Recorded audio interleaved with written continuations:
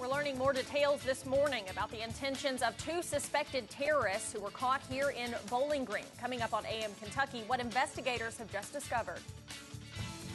From your hometown news leader, this is AM Kentucky with Chris and Haley.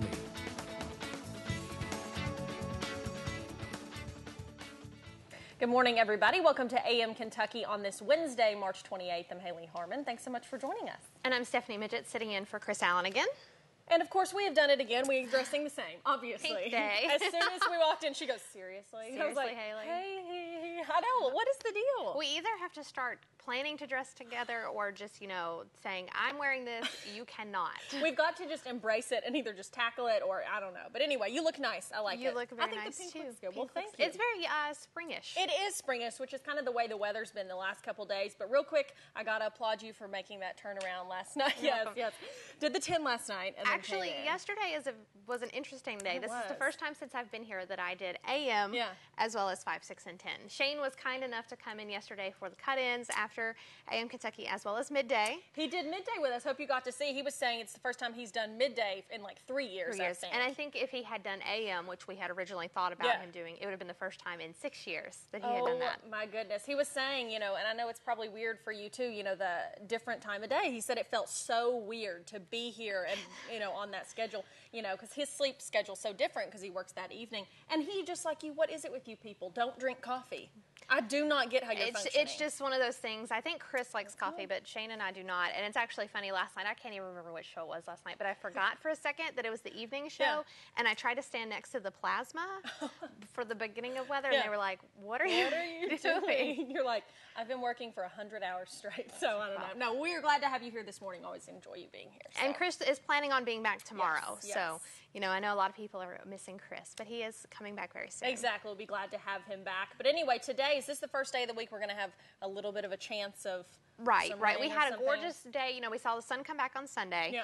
Great for Monday. Yesterday was beautiful, and today it looks like we are going to see some rain. And taking a look at radar, clouds have already moved into the area, but we are dry right now, and I do think we're going to get through most of the morning dry. I don't think we're going to start to see those scattered showers breaking out until after lunchtime.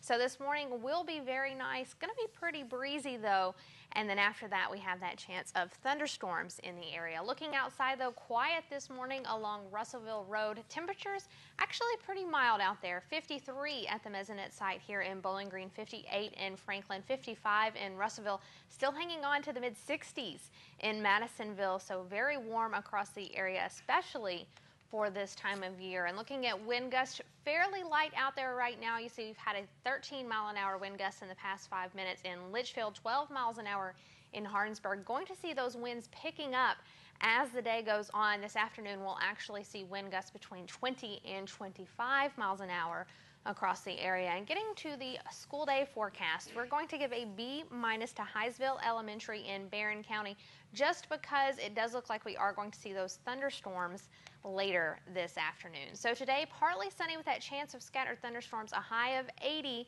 west winds at 15 miles an hour, gusting between 20 and 25 miles an hour. And again, we could see some severe storms in the area. I'll tell you a little bit more about that later on, but now let's catch up on some of today's headlines.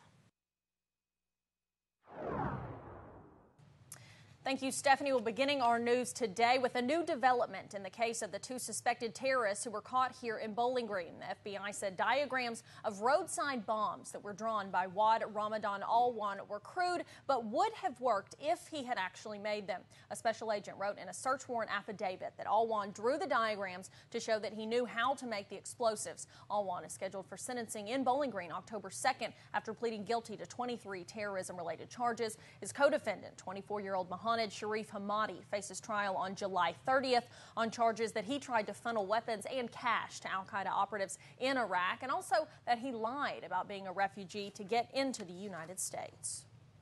Also this morning, 4 men pleaded guilty in Barron Metcalf Circuit Court in connection with the Eastern Livestock Check Kiting Scheme. Kentucky Attorney General Jack Conway says local farmers will get more than $850,000 after the 4 employees pleaded guilty to writing the farmers bad checks. Conway is also asking that company executives Thomas Gibson and Steve McDonald each serve 10 years in prison, and Darren Brangers and Grant Gibson get 5 years for facilitating these illegal operations.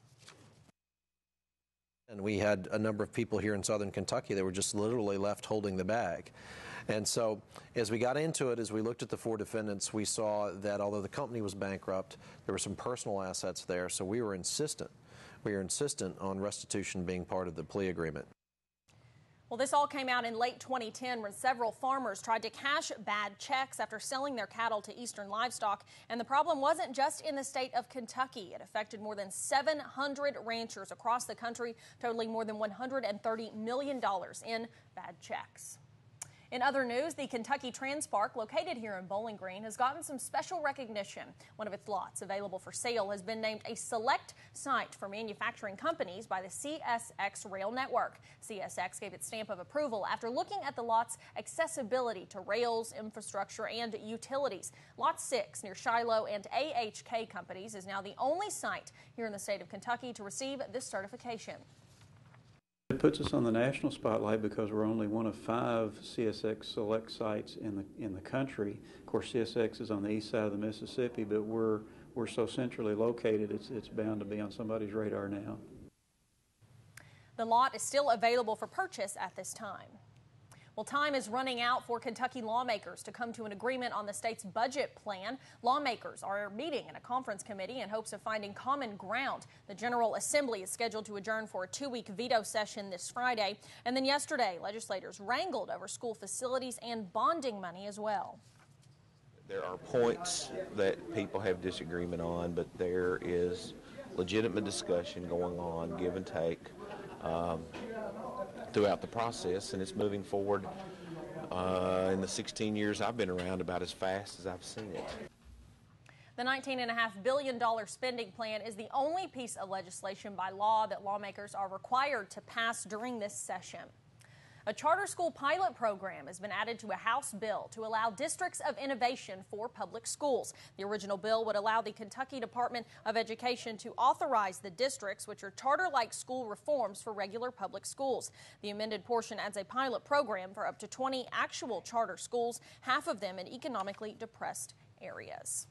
Well, last night's Mega Millions jackpot was up to $363 million. But good news for those of you who may have forgotten to stop by and get yourself a ticket because there was no winner last night. The Mega Millions game prize has now risen to $476 million. My goodness, we spoke to a financial planner for some advice on how to handle all that cash if you win.